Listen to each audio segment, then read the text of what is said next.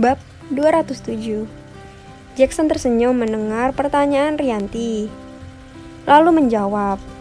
Ia pun berkata, "Hatimu memang baik.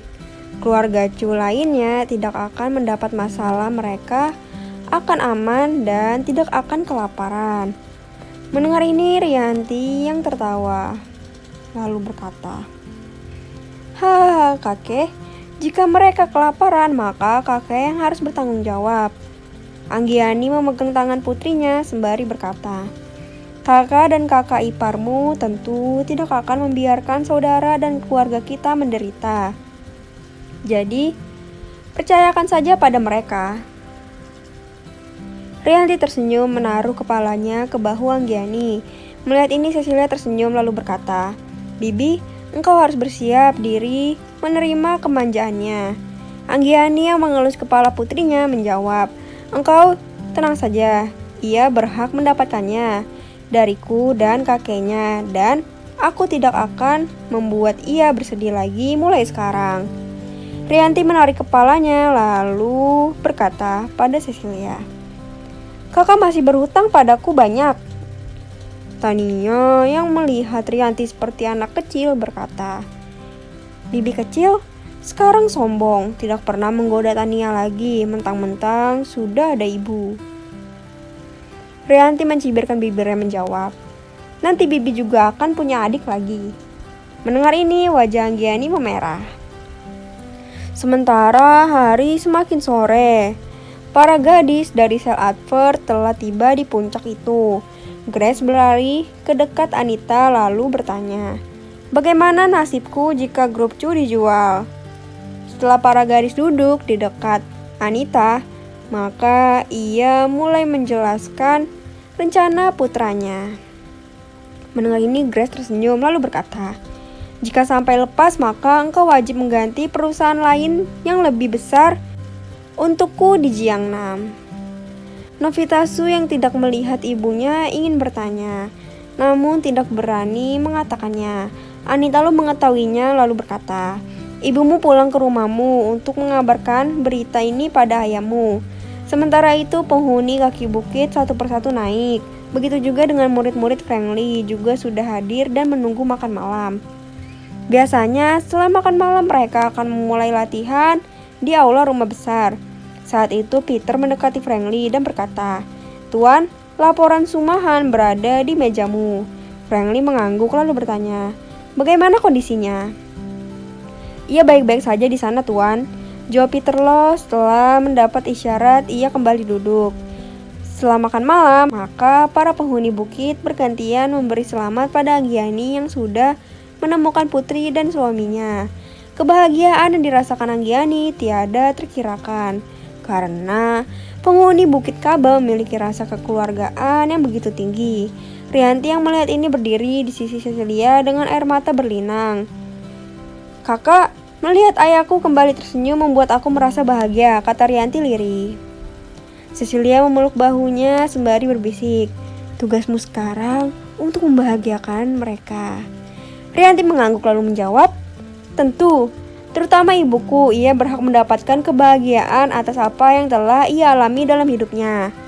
Paman juga berhak untuk bahagia," jawab Cecilia. Rianti kembali mengangguk. Sementara itu, di aula besar, semua para dewa dan dewi perang duduk mendengar pelajaran yang disampaikan Tetua Jang. Tufu juga duduk di sana. Sedangkan Frankly membawa Tanianya untuk meminta putrinya mainkan jurus-jurus gabungan itu agar ia bisa mempelajarinya. "Ayah, Tania sudah lelah."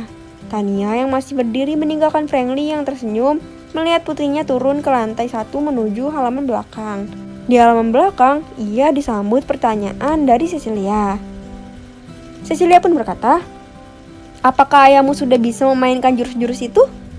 Tania mengangguk mengambil gelas meminum, setelah itu baru berkata, "Ayah sudah bisa semua tadi, Tania hanya mengulang dan ayah mempraktikannya." Setelah mengatakan itu, Tania diam memegang tangan adiknya, Rejangli. "Kakak mengerti jika begitu ayah akan memiliki jurus baru yang lebih mematikan?" tanya Tania pada adiknya. Cecilia dan orang-orang yang berada di dekatnya menatap Tania yang masih diam mendengar. "Apa yang adiknya katakan?" tanya Leoni. "Duh, penasaran." Tania tersenyum menjawab. "Nenek, ayah itu sudah bisa semua jurus yang Tania gabung. Namun menurut adik, ayah sekarang sedang mengambil intisari setiap jurus dan membuat jurus baru dari gabungan yang Tania mainkan." Anita Lu yang juga berada di sana bersama ayahnya mendengar kata-kata Tania lalu bertanya, "Apalagi yang adikmu katakan?" Menurut adikku, dalam sebulan ayah sudah memiliki jurus yang mematikan baik di atas bermain di bawah, jawab Tania. Pada saat itu, Franklin melangkah keluar dari rumah besar. Sembari tersenyum, ia berkata, "Tidak cukup sebulan karena ayah harus mematangkan semua gerakannya. Jadi 2 bulan mungkin cukup." Cecilia yang melihat suaminya lalu berkata, "Putramu yang mengatakan apa yang engkau kerjakan." Franklin mengambil putranya lalu berkata, "Engkau tahu semua, ayah memang sedang merangkai jurus-jurus itu dan menciptakan jurus baru untuk warisan keluarga kita." Anita Lu yang penasaran berkata, "Bisakah engkau mainkan sekarang?"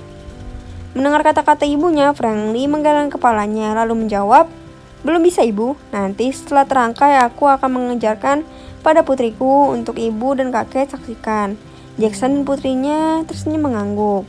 Keesokan paginya di gedung Chu Group, Shinta-san datang bersama Grace, Lancy, dan Lian Chen. Sengaja mereka datang lebih pagi untuk menyampaikan berita penjualan grup Chu. Jika Shinta hanya menyerahkan dokumen, sedangkan Grace, Lancy, dan Lian menyerahkan jabatan mereka kepada pemilik baru. "Bagaimana dengan nasib kami?" tanya beberapa staf. Shinta-san tersenyum menjawab, "Kalian tetaplah bekerja di sini. Siapa tahu perusahaan ini kembali lagi ke tangan keluarga kami." Sudah lumrah di setiap perusahaan, ada yang suka dan ada yang tidak suka. Bagi yang tidak suka dengan hengkangnya keluarga Lee dan Lu menjadi berkah untuk mereka, namun bagi yang suka suatu hal yang menyedihkan. Tepat jam 8, sebuah mobil Rolls-Royce berhenti di depan pintu utama. Dari dalam mobil keluar Lydia, Georgie, dan Gary Brooks. Melihat ini, Shinta-san maju lalu berkata, "Selamat pagi Tuan dan Nona Chu." Gary yang melihat Shinta-san hanya tersenyum sini, sedangkan matanya mencari-cari orang lain, yaitu Cecilia Chu. Georgie tersenyum menjawab, "Selamat pagi Nona-san. Apakah dokumen sudah siap?" Shinta-san mengangguk. Melihat ini, Georgie berkata, "Tuan Brooks, semua dokumen sudah siap. Mari kita ke ruangan rapat untuk menyelesaikan pengalihan ini." Gary hanya tersenyum mengikuti Georgie yang berjalan di depan, diikuti yang lain naik ke lantai atas. Di dalam ruangan sudah ada beberapa pengacara keluarga Lee yang membawa dokumen di tangan mereka. Gary yang tiba, lalu ia duduk dan memulai membaca semua dokumen pengalihan itu. Lalu ia bertanya, "Kenapa Sel Advert tidak masuk di sini?" Shinta-san menjawab, "Sel Advert bukan bagian dari grup Chu." "Bukankah pemilik Cecilia Chu, keluarga Chu, kenapa tidak menjadi bagian grup Chu ini?" tanya Gary Brock lagi. Shinta sembari tersenyum menjawab, "Tuan Brock, Sel Advert dari dulu memang tidak masuk ke dalam grup Chu." Georgie lalu berkata, "Kata-kata Nona-san itu benar Tuan Brock." Gary mengangguk lalu berkata, "Kalau begitu mohon paman tawar berapa dia ingin menjual Sel Advert." Lian Chen yang biasanya diam tetapi mendengar kata-kata Gary Brooks yang terdengar sombong, ia pun menjawab, "Tuan Brooks, walau 10 triliun bahkan 50 triliun perusahaan itu tidak akan dijual karena bukan masalah uang, namun sejarah perusahaan itu dengan kakak iparku tidak dapat dipisah." Shinta dan yang lain tersenyum mendengar kata-kata Lian Chen. Tidak bagi Gary Brooks, ia tetap sombong lalu berkata, "Kalau begitu aku tawar 75 triliun, tolong Nona sampaikan kepada Cecilia Chu." Semua orang terkejut mendengar kata-kata itu. Lydia yang berada di sampingnya berkata, "Tuan Brooks, perusahaan itu tidak lebih dari 2 triliun, harga Anda itu fantastik.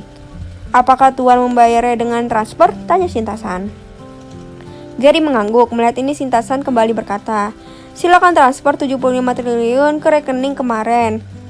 Nanti sore semua dokumen sudah berada di sini." Shinta berani berkata seperti itu walau belum mendapat persetujuan dari Cecilia, karena perkataannya itu juga didengar oleh Cecilia dan Franklin. Dari sejak masuk ruangan, ia menelpon Cecilia dan sengaja membiarkan teleponnya terhubung dengan Cecilia. Gary terkejut mendengar kata-kata Shinta-san. Tadi ia hanya ingin menunjukkan bahwa ia sanggup membeli dengan harga tinggi. Namun sekarang kebalikannya, ia yang terpojok. "Bagaimana Tuan Brox?" tanya Sintasan yang cantik sembari tersenyum menatap Gary yang wajahnya memucat. "Aku hanya bercanda," jawab Gary sembari mengambil dokumen dan menandatanganinya. Sintasan tertawa kecil lalu berkata, "Jika belum punya harta banyak, jangan terlalu sombong Tuan Brox. 75 triliun bagi aku pribadi itu uang kecil dan berada di rekening pribadiku. Apakah Tuan Brox ingin melihat ada berapa triliun uang di rekening pribadiku?" Gary terdiam mendengar kata-kata Sintasan. Pengacara dari keluarga Lee bangkit berdiri sembari berkata, "Nona San, tugas kita di sini sudah selesai. Mari kita kembali."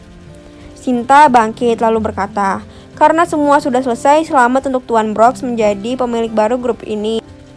Kami pamit." Grace bangkit lalu berkata, "Tunggu sebentar kakak, kami juga ingin pergi, jadi berikan waktu 15 menit untuk aku menyerahkan jabatanku." Setelah Grace bergantian, Lian dan Lancy menyerahkan jabatan mereka. Di ruangan itu tinggal Gary bertiga. Georgie berkata, "Tuan, mari kita pindah ke ruang rapat di bawah agar bisa berkenalan dengan karyawan grup ini." Di ruangan bawah semua manajer sudah duduk di meja rapat.